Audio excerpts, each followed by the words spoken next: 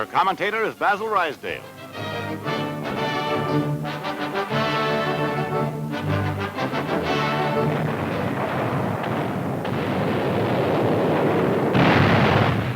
France is free as the full fury of America's mighty war effort is unleashed.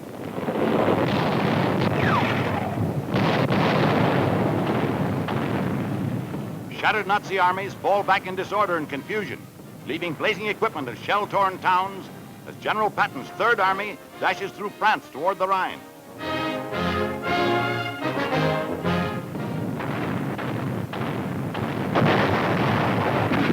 Closer and closer to Berlin, the tide of battle flows. Nazi officers, beaten and battle-crazed, are captured. General Eisenhower's brilliant strategy pinches off entire enemy divisions.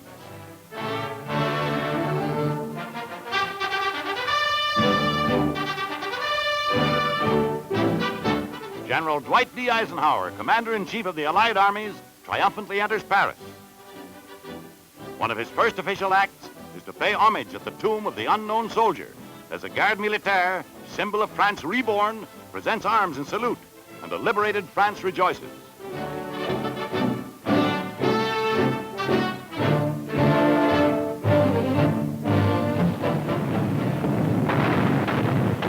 An historic moment. The vanguard of the American army smashes to the Siegfried Line, invading Western Germany for the first time since Napoleon.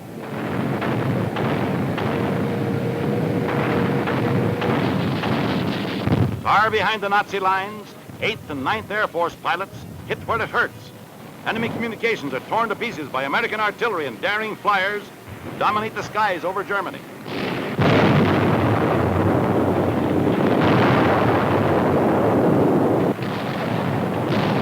Aachen, first German city to be invaded by Allied armies.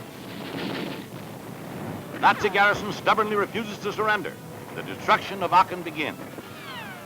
The ancient capital of Charlemagne's empire is won street by street as the Yanks relentlessly press the attack.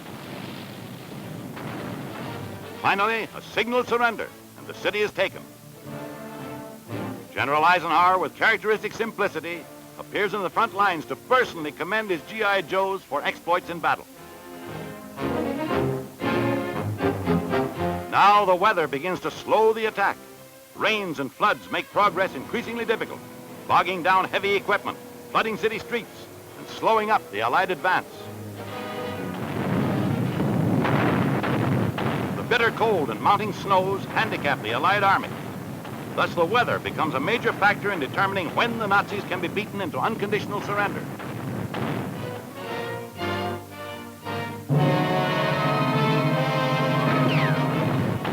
British armies slash through the heart of Belgium, outflanking thousands of Germans along the coast, as great events occur after the German debacle and collapse in Normandy. Brussels is taken, and in the Belgian capital, the fall of a hated symbol brings a new hope into the hearts of liberated nations.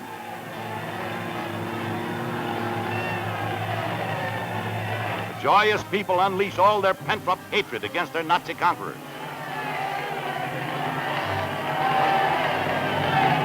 This expresses the nation's emotion.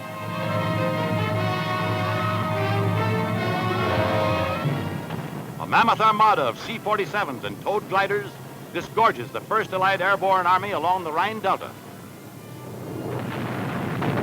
While from the sea, daring Canadians storm the last gate guarding Antwerp. And other commando units drive inland toward Flushing to seize the Scheldt estuary. The invading Canadians and British experience the most savage fighting of the war during the terrific battle to free the port of Antwerp. But even with time out for compassion, they win the city.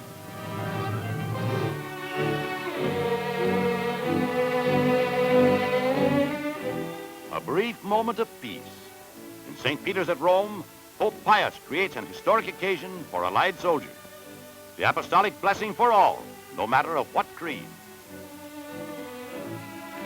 And as the Sedis Gestatoria moves slowly and recessional through the crowded aisle, men of every faith press forward to receive personal blessing and to touch the apostolic ring.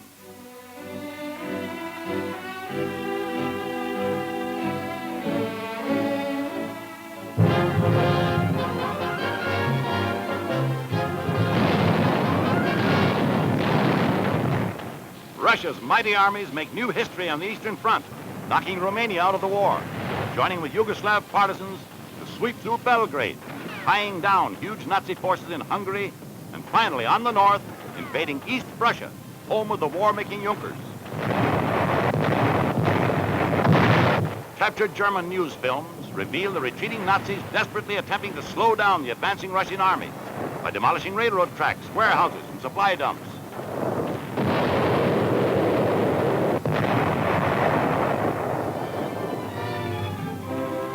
In Moscow, the enormous extent of Soviet victories in 1944 is partly seen in the spectacular parade of 60,000 Nazi prisoners marching through the city streets and historic Red Square to prison camps nearby.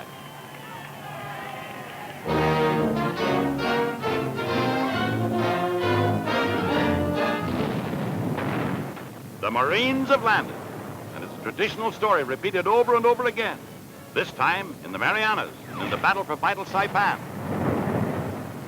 Here is some of the fiercest fighting ever photographed by daring cameramen. Flamethrowers smoke out the frantic Japs. There's one afire. Marianas are 1,500 miles from Japan. The island becomes a base for B-29 superfortresses to bomb Tokyo. The Marines are alert when a battle-crazed Jap surrenders. The fight for Saipan increases in fury. Many Nippon soldiers are relentlessly driven back to the top of a cliff, where they commit suicide by leaping to the jagged rocks below.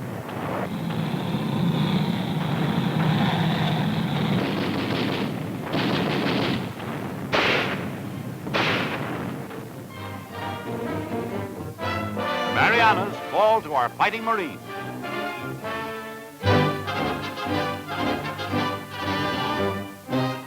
"600 assault ships sail to make history. General Douglas MacArthur aboard the cruiser Nashville watches the naval attack. Bypassing Mindanao, he catches the enemy in the Philippines completely off balance by landing on Leyte. More than 100,000 men of the 6th Army, commanded by Lieutenant General Walter Kruger, come ashore. Making good his immortal promise, "I will return," MacArthur comes ashore with President Sergio Osmeña and every living member of the ill-fated garrison who escaped with him from Corregidor.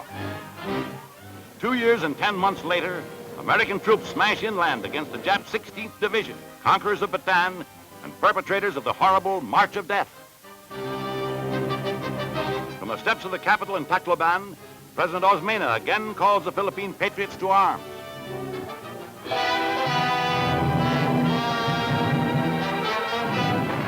Gun crews on the alert to battle Hitler's flying bombs. They succeed in shooting down 1,500 out of 8,000 one-ton robots. Fighting planes bring down 1,900 more. An average of 100 a day threaten England. 1/3 of the Nazi secret weapons reach British targets, killing 6,000 people, seriously wounding 17,000 others. British and American gunners perform magnificently.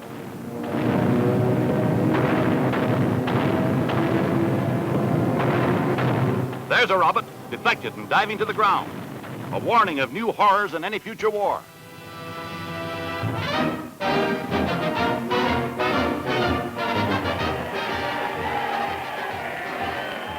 New York's Governor, Thomas E. Dewey, campaigns for the presidency with the oft-repeated slogan, "It's time for a change." In the final days of the campaign, Franklin D. Roosevelt swings into his fight for a 4th term.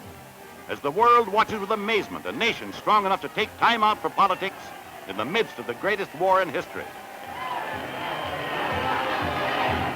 By a majority of 3.5 million votes, Franklin Delano Roosevelt is elected to serve for a 4th term.